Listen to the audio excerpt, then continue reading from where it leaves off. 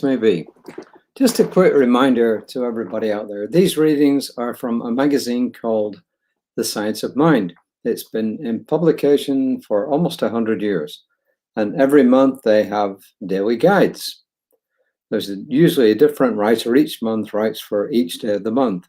Some uplifting messages, stories, you name it. They vary by the writer, of course. And today I'm reading, or this month I'm reading from a lady called Mary Davis, and she's a member of Centers for Spiritual Living, as am I.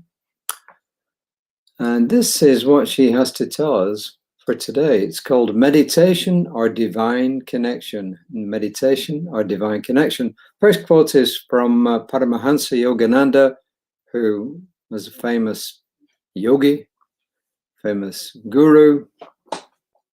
At least he was famous during the 20th century. And he says, meditation is the spring from which God's peace flows into your soul.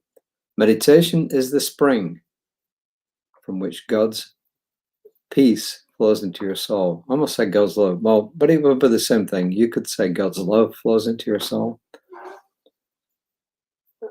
Ernest Holmes, the founder of Science of Mind, which is what religious science is and what Centers for Spiritual Living is, who wrote the famous textbook, well, at least it's famous to us, called the Science of Mind textbook. He wrote a whole bunch of other stuff. One other thing he wrote was called 365 Science of Mind, an uplifting reading for each day of the year. And in this, on page 28, he says, there is complete stillness and perfect peace at the center of my being as I wait on the presence that makes all things perfect. And of course, the presence is capitalized.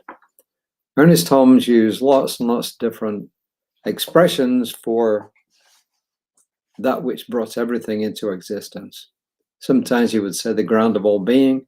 He did use the word God. He would say spirit, the divine, lots and lots of different expressions. This is from Mary Davis. She says, meditation lifts almost every aspect of our lives. Many spiritual traditions consider meditation the path to enlightenment. The ancient inner practice of calming the chaos of our thoughts enhances our feeling of well-being and opens a direct line to the universal wisdom. It is our superpower. On a practical level, we know meditation has far-reaching benefits for our health and wellness, including decreased stress and anger, improved health, increased sense of peace and calm, deeper sleep, better focus, a feeling of contentment. As we keep practicing, we discover even more gifts. There's a story of a guru who was asked, why do you meditate? The teacher answered, so that I can see that tiny purple flower over there. We meditate so that we can see what's here. We meditate so that we can be in the present moment without judgment. We meditate to unveil and awaken the peace within. We can think of meditation as going to the gym for the mind.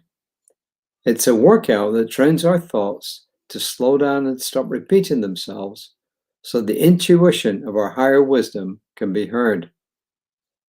Spiritual teacher Michael Singer calls our thoughts, quote, the noisy roommate in our heads, unquote. We meditate to quiet our noisy roommate.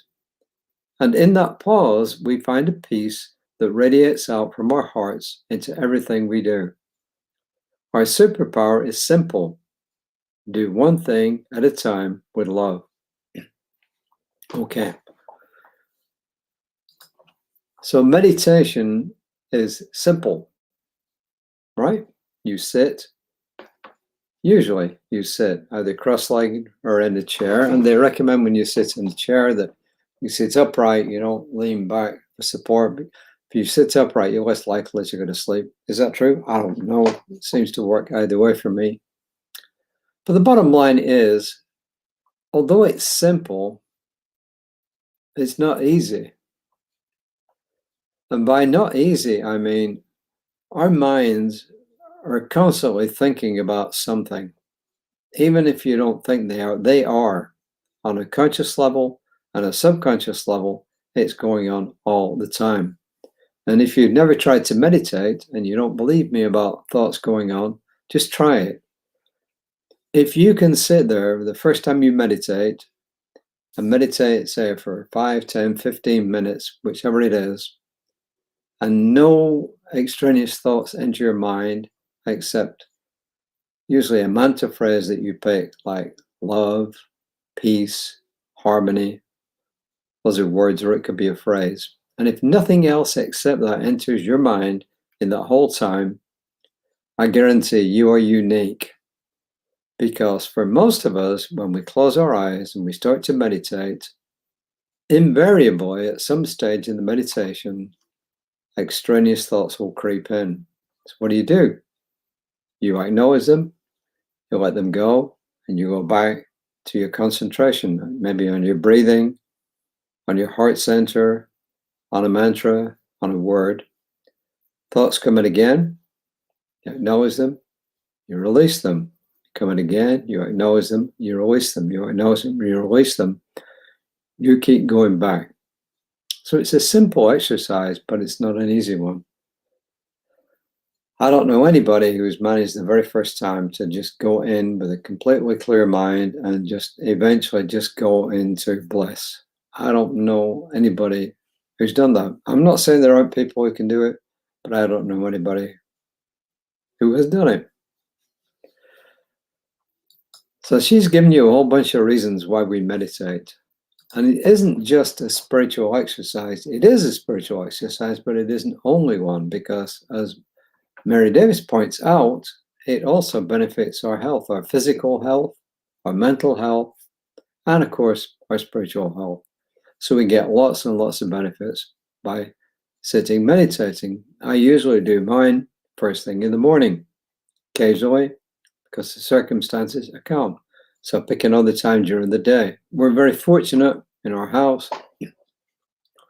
We have, besides our men rooms, we have a massage room, we have a guest room, and I can just go into the guest room and I can be on my own for the length of time that I'm in there. So I'm lucky. Some people aren't that lucky. So you have to kind of figure out where and when you can do your meditation. And as I mentioned the other day, don't start. I don't recommend, you can do what you want, but I don't recommend that you start in a big way with like a 15-minute chunk. I recommend you start smaller and build up. And as I mentioned, that's what I told a lady yesterday at a meeting. When she asked me, I said, if I was you, I would start small, maybe even 2 minutes, and just build it up from there. And it really doesn't matter. And the other thing that happens in meditation is, because we often get interrupted quite a bit with our own thoughts, we think, oh, that meditation was no good. No, every single meditation is good. Because why? Because you've made the effort to do that, to slow down your thoughts and to just be at peace. Everyone, no matter whether you manage to just have no thoughts for the whole time you're in there, or they keep coming and going, it doesn't matter. It's all good. It's all good. And as you keep doing it more, you will eventually get better at it. And you may even yawn while you're talking. So there you are. Reverend Lisa will be on tomorrow morning at 9 o'clock-ish Central Time. Our spiritual center, she will be on. I'm not sure what time she'll be on because she's traveling. So I can't guarantee what time she'll be. She'll come on at some time during the day. She'll make time to come on, but I don't know exactly what time. However, our service will be on tomorrow at 11 o'clock, barring major technical issues and Wi-Fi blackouts and so on.